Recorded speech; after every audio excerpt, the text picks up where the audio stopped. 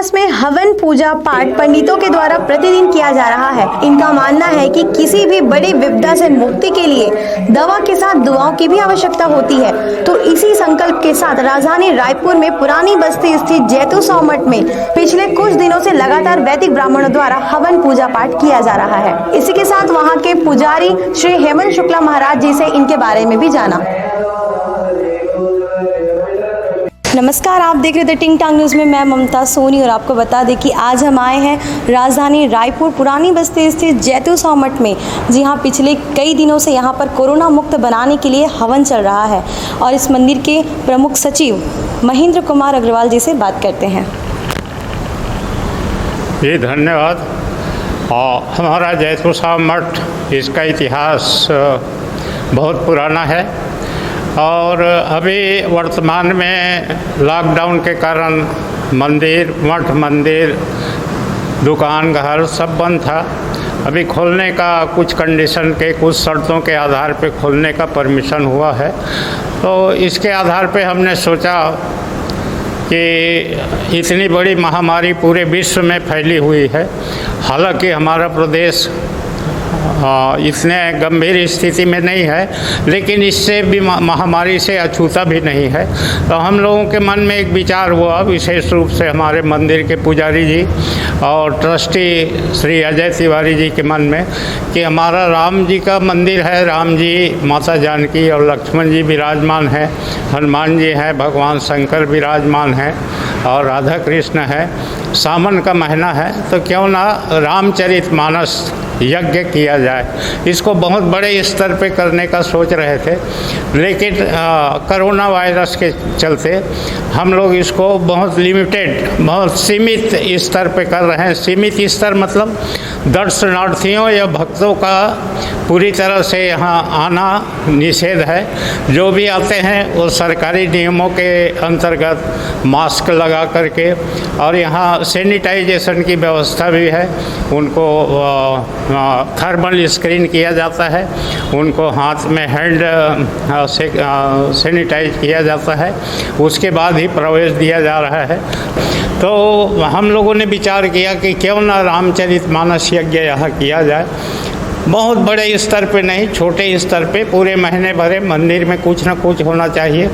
इस उद्देश्य से हमारा रामचरितमानस यज्ञ सावन के प्रथम दिन से प्रारंभ हुआ है।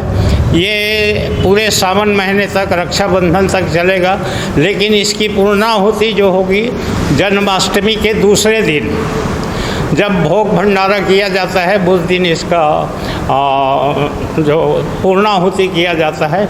इस तरह से 6 जुलाई से लेकर के 13 अगस्त तक हमारा मंदिर राम नाम से गूंजते रहेगा। इसी के साथ चलिए हम बात करते हैं इस मंदिर के प्रमुख महाराज पुजारी जी हेमंत शुक्ला जी से। नमस्कार, राधे राधे। आप सबको जानकारी होगा, फिर भी मैं बताना चाहूँगा कि हमारे मंदिर में हमारे ट्रस्टी श्री सचिव माननीय श्री महेंद्र अग्रवाल जी की एक सोच हुई। भगवान जी की 24 अवतार है, उसमें एक अवतार है यज्ञ। और यज्ञ हम प्राचीन काल से देखें तो जब अकाल पड़ा तो पृथु महाराज जी ने यज्ञ किया और यज्ञ से सारे अन्न धन की वृद्धि हुई। जनकपुर में पूरी तरह से अकाल हुआ तो जनकपुर में भी आकाशवाणी हुई और उन्होंने जब हल चलाया यज्ञ के दौरान तो माँ सीता का प्रागट्य हुआ।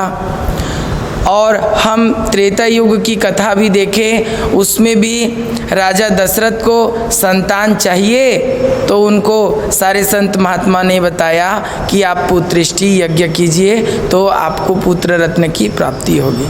तो कहने का अर्थ ये है, यज्ञ ऐसा विधान है, ऐसी परंपरा है कि यज्ञ से हम चाहें तो सब कुछ कर सकते हैं। वर्तमान में आइए देखिए, कोरोना से सारे लोग परेशान हैं, बड़े बड़े साइंटिस्ट वैज्ञानिक इनमें लगे हुए हैं, बाबा रामदेव भी इन पे लगे हुए हैं, लेकिन सारे लोग कहीं ना कहीं असमर्थ हैं इनसे जूझने के लिए। तो हमारे ट्रस्टियों का सोच हुआ कि हम भी ऐसा यज्ञ करें कि जन कल्याण हो, विश्व की शांति हो और हमारे छत्तीसगढ़ अपितु नहीं पूरे भारत में भी कोरोना से सबको राहत मिले, कोई ना कोई हल मिले।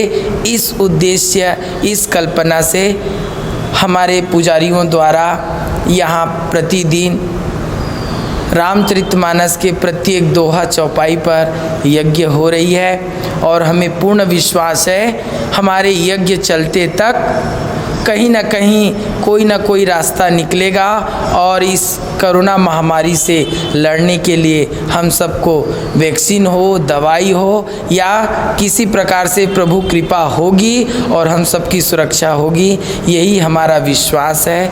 और विश्वास के साथ हम सब बड़े तन मन से यज्ञ की कर रहे हैं। राधे राधे। पिछले कितने दिनों से चल रहा है ये हवन? ऐसे तो यज्ञ पूरे श्रावण मास यानी 6 जुलाई से लेकर के हम 13 अगस्त तक करेंगे, लेकिन इसमें कुछ और ऐड किए हैं। कालों के काल महाकाल कहा जाता है, यदि किसी ऊपर संकट हो तो महामृत्युंजय जाप भी करना चाहिए। इसलिए भादो मास में पूरे 9 दिन महामृत्युंजय जाप से हवन होगा और पूरे श्रावण मास रामचरितमानस की विशेष पाठ चलती है, आराधना चलती है। इसलिए पूरे श्रावण मास रामचरितमानस के प्रत्येक दोहा चौपाई पर हवन होगा। तो प्रतिदिन कितने बजे पूजा शुरू हो जाती है? प्रतिदिन 8:30 बजे आरती के बाद वेदियों की पूजा होती है। वेदियों की पूजा के बाद में हवन प्रारंभ होता है। लेकिन हमारे हवन में विशेष सुविधा है कि जो कोई भी भक्त अपनी इच्छा से आना चाहे, शासन के निर्देशानुसार, कई लोग मास्क लगा के नहीं आते तो हमारे मंदिर में स्पेशल उनके लिए सैनिटाइजर के लिए एक कर्मचारी रखा हुआ है जो सबको सैनिटाइजर करता है और वो आते हैं और केवल घी की आहुति देते हैं। और यज्ञ में कहा जाता है घी की आहुति से वातावरण शुद्ध होता है, पवित्र होता है और यही पवित्रता पूरे देश में फैले, ऐसा हमारे ट्रस्टी श्री महेंद्र अग्रवाल की सोच है। उस सोच पे हम लोग सब कर रहे हैं, ज़रूर सार्थक होगा, ज़रूर हम सबको लाभ मिलेगा। कोरोना वायरस की वैक्सीन के लिए जो वैज्ञानिक इतने लंबे समय से लड़ते आ रहे हैं, आज उसकी वैक्सीन इंसानों पर सफल परीक्षण कर लिया गया है। तो इनसे जानते हैं कि इंसानों पर जो परीक्षण हुआ है जो कि सफल रहा है, उसके बारे में आप क्या कहना चाहेंगे? राधे राधे। हम ब्राह्मण हैं, पंडित हैं, वैज्ञानिक साइंटिस्ट की एक अलग रिसर्च है, अलग सेवा है। लेकिन मैं आप लोगों से कहना चाहूँगा, दवा और दुआ दोनों की आवश्यकता होती है। और कहा जाता है, शास्त्रों में लिखा है, भगवान की इच्छा के बिना एक पत्ता नहीं हिलता, तो हम सब कैसे हिल सकते हैं। तो ये तो उनके लिए बधाई के पात्र हैं कि सफल परीक्षण हुआ और ये सितंबर माह तक शायद लॉन्च भी हो जाएगा उनके अथक प्रयासों से, क्योंकि भारी भरकम मात्रा में देनी है ना, इसलिए समय लगेगा। लेकिन हम लोग यज्ञ कर रहे हैं और यज्ञ में भगवान जी का आशीर्वाद मिलेगा ताकि उनको और सफलता मिले और जल्द से जल्द हमारा देश कोरोनाग्रस्त से मुक्त हो, भारत देश मुक्त हो, छत्तीसगढ़ देश मुक्त हो। चलिए हम आपको बताते हैं कि ये जो वेदी पाठ होता है यहाँ पर डेली रामचरितमानस का पाठ यहाँ पर बैठकर 5 पंडितों द्वारा किया जाता है। तो हमारे साथ एक वैदिक ब्राह्मण है जो यहाँ पर डेली रामचरितमानस का पाठ करते हैं। उनसे जानते हैं कि कोरोना मुक्त बनाने के लिए यहाँ पर जो वेदी पाठ हो रही है वो करते हुए इन्हें कैसा लगता है। मैं आपको बताना चाहता हूँ कि वेद मंत्र जो हैं वो शरीर को तरोताज़ा के साथ साथ हमारे वातावरण और हमारे जो यज्ञ के समीप हैं सब आवाहित देवता हैं, उनको आवाहित करके हमको एक अंदर से आध्यात्मिक बल की उत्पत्ति करवाते हैं। साथ ही कोरोना काल के अंतर्गत जो अनेक बीमारियां फैल रही है उसमें अनेक जड़ी बूटियों से जो हम लोग आहुति डालते हैं उससे सभी नष्ट होते हैं। और मैं खुद वेद मंत्र बोलते हुए पढ़ते हुए मैं अपने आप को बहुत स्ट्रांग एवं अच्छे फील करता हूँ। तो एक आध वेद मंत्र आप हमको बताइए। मैं वेद मंत्र शुक्ल यजुर्वेद का प्रथम अध्याय का पहला मंत्र, इखे तवोर्जित्वावायावस्था देवो वः सविता प्रार्पयतु श्रेष्ठतमाय कर्मण आप्या यद्वामग्न्य इन्द्राय भागं प्रजावतिरनमेव अयक्ष्मामवस्तेन एषतमाघसगुं। हरि ओम। जी, इसका मतलब? इसका मतलब ये है कि हम कुछ भी चीज़ जैसे प्रजापते स्वाहा इंद्राय स्वाहा, तो स्वाहा स्वस्ति अलम वसट योगाच, ये चतुर्थी के लिए होता है।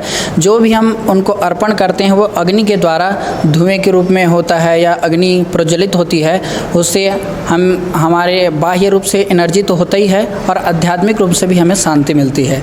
और जड़ी बूटियाँ जब जलती है तो उससे अनेक प्रकार के गैस निकलते हों या और कुछ हो, तो उससे बीमारियाँ निस्तेज हो जाती है और नष्ट हो जाती है।